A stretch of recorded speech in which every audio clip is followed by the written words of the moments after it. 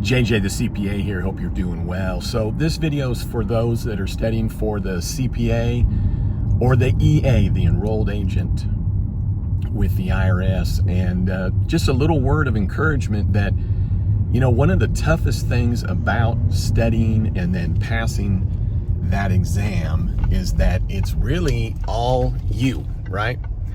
It's not a team, it's your brain. You're not in a group that can help you. Now, you might be in a group that's helping you to study or learn. Hopefully you're taking a course. You've got some books, of course. But it gets lonely, doesn't it, right? And especially in today's world, we're used to things happening so quickly, but we're having to gain so much information, pack it into our brains, and then go and pass a test on some of what it is that we've been studying for and learning. JJ, the CPA is here. And so really the encouragement is to do what I had just told another candidate who is halfway there, got 2 parts to go. And so remember to take a second and look back at how far you've come to get where you are in your professional career, with your schooling, with your decision making, with your dreams to accomplish this, to then get to that level where you get to carry those credentials after your name. And I tell people all the time that are studying to become a CPA or an EA to write your name down, sign your name like you're going to be signing it on tax returns or documents. Sign your name, and then after your name put CPA or EA and look at your name there, because that is your reality. That is what you're doing it for. See, it becomes an identity for you when you hit that level of then being able to have those credentials after your name. So you're not doing it for a job. You're not really even doing it for a resume. It's not for a career. This is something that you will carry with you, those credentials, those letters, for your entire life. And even if you decide ultimately, because sometimes when you're getting weary, you think, well, do I really need this? Will I always be in tax? Will I always be in accounting? But the thing to note is that when you have a credential like that, no matter what you get into in terms of making a living, even if you were doing volunteer work, church planning, going into marketing, decided to build birdhouses, you're going to have a better sense of running a business, running money, right? Because everything revolves around money, whether we want to admit it or not. But those that are that you're interacting with are going to know that there's something different about you. They're going to know that you're somebody that basically had the wherewithal to see something through. You have those credentials, that you have the integrity, you have the work ethic, that you have the professionalism. And so with that being said, really what you've got to do, especially if you're hitting a moment of, just call it weakness, you know, feeling dreary, feeling tired, feeling worn out, you know, hard to see the finish line, so to speak, is to keep your eye on the prize and really remove all excuses. Remove all remove those. You've got to be a little ruthless.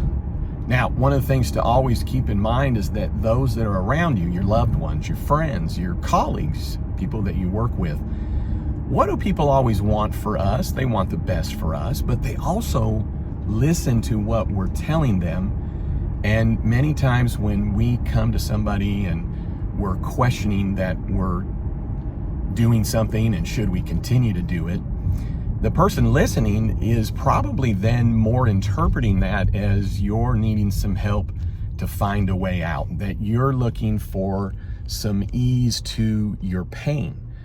And so human nature is, for your friends, colleagues, loved ones, and family, is to let you know it's okay to, I hate to say it this way, but you know, it's okay to take the easy way out. Why? Because they want what's best for you. They want you to be happy. So when you find yourself talking with others about it, and now you have some commentary going on in your ear from others saying, yeah, you know, you don't really need that, or, you know, you really could do what you're doing without that. Well, they're just trying to help you with what they think you're asking of them, which is for a way out. So my encouragement is that if you are talking to those that are around you, stop asking woulda, coulda, should I, do I need this? What you should be, in my opinion, talking about is, what are some ways that I can get past this? What are some ways to motivate myself? What are some ways to maybe get to a shorter path? If you're visiting with your loved ones and your family, maybe ask them, say, hey, do you see some things that are in my schedule that maybe I could cut out? Do you see some things that maybe I need to put down for a little while?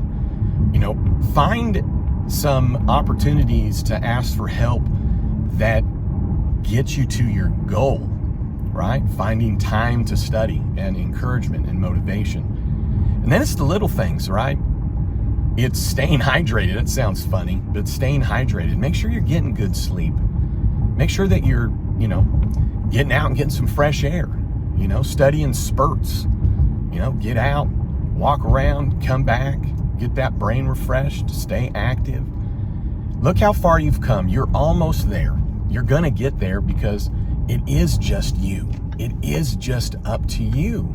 And that's really the beauty of it, in my opinion, is that you're not going to get to the end here, to the finish line, get those credentials, and really be able to look around and give anybody else credit. It's really going to be you yourself that gets the credit for getting you to there.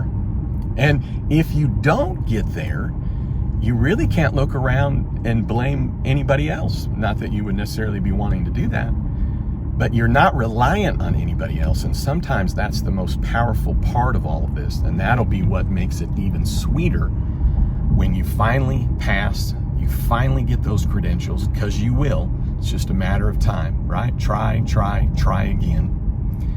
And they always say, what do we learn when we fail? Well, we just learn better how to succeed next time. So stay after it. Don't fall short.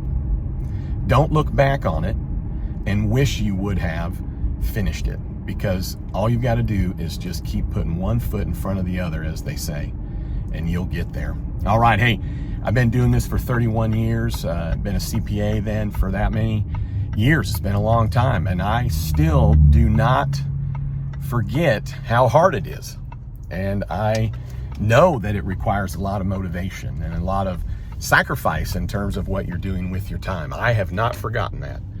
But what I am telling you is that if I got past it, you can. 100%. So keep me posted on your progress. Need some encouragement? Leave a comment. Love to encourage you. All right. Hey, thanks for tuning in. I'd love it if you'd subscribe. And then don't you ever forget, you've never met a CPA quite like me. You have a great one.